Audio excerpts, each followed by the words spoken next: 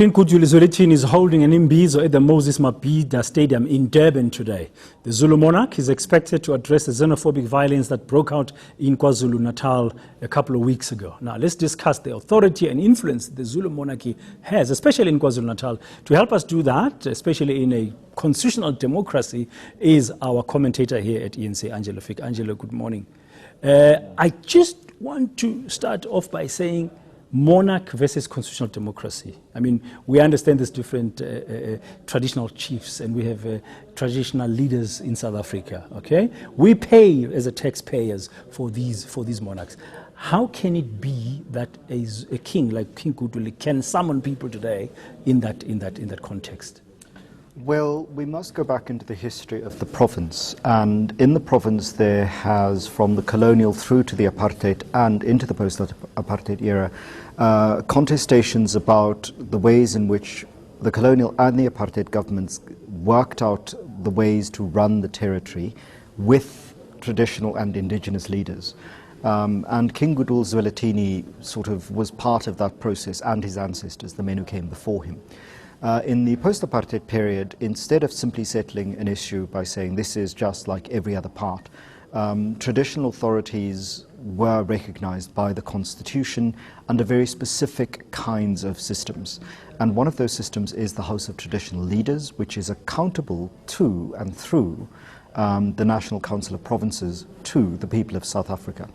Now, whether or not that accountability has been consistent and whether it has been transparent is a different debate altogether.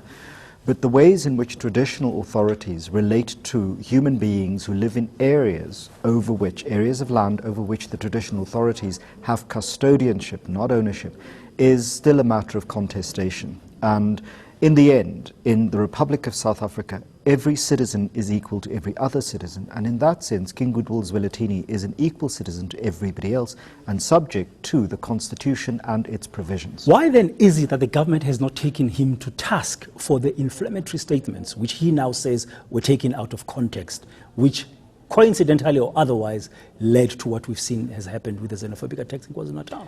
Well, it sounds like one wants to put the elections next year as the kind of major event coming. But we know that elections in KwaZulu-Natal are never easy matters, and the relationship between traditional authorities, the various Amakosi, as well as the king, and the provincial government and the national government is always something that has to do with political give and take. And so I think there are concerns that being seen to turn on the king could alienate voters or ordinary people on the ground. But on the other hand, the government is playing a very strange role in the form of potentially alienating people by siding with a monarch against people who may have chosen to become, a different kind of citizen. How important is it for him to retract some of his statements, let alone clarify, or to come out and say, no, stop this? I think at the moment, for many people, and not just King Goodwill Zwelitini and the people around him, but also very senior people in government, there's a mistaken understanding that this is an issue of image management. This is to make the nation look good. This is to make South Africa look good. Our task is to downplay the gravity of this situation. And I think that is, in a certain sense, a misguided approach. This is really a moment for standing up for moral principles, for doing the decent thing, and doing the image management later. One person died this weekend, and that was one person too many. I think what King Goodwill Zwelitini would have to do is not just retract, but actually to speak against quite powerfully any notion of people being insiders and outsiders in South Africa. And that this country belongs to all who live in it, as our constitution says.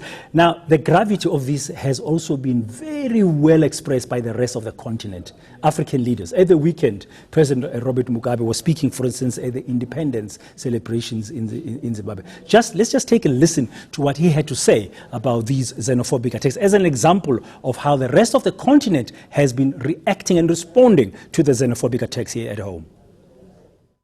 The act of treating other Africans in that horrible way can never be condoned by anyone. And whether these are followers or King the Zulu King Zwelitini, or the followers of some other misled members of South African community. We say on our own behalf and on behalf of SADC, as indeed on behalf of the African Union, that must never happen again. Very strong message there, Angelo. Stop this, the misled members of the South African Community. I mean, African leaders like Mugabe have not responded very well to this. They've been very tough, and there are even threats against African businesses in the rest of the continent. Yes, and I think South Africans have to a certain extent underestimated just how the response would work itself out.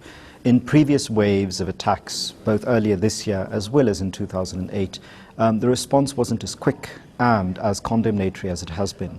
And we've seen a response even to this response. So we've had remarks from government officials across the continent, from the SADC chair, as we've just heard, and from the AU chair, who happens to be a South African, condemning and asking very serious questions of how we're handling this. But the response now has been from South Africans to go, well, these people have dirty business in their own backyards and are hypocrites for speaking against us, when, like Robert Mugabe, they have issues in their country. And I think that that again is far too defensive a response. Just because other people are hypocrites for speaking out against your problems does not make your problem go away. Just because they are hypocrites does not mean that what you've done is wrong.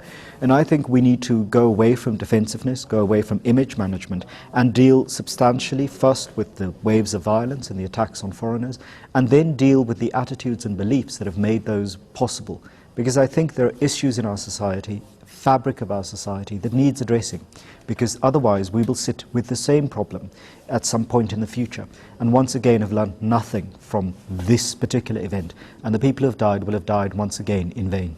Thank you very much. That's Angelo Fick, our commentator here at eNCA.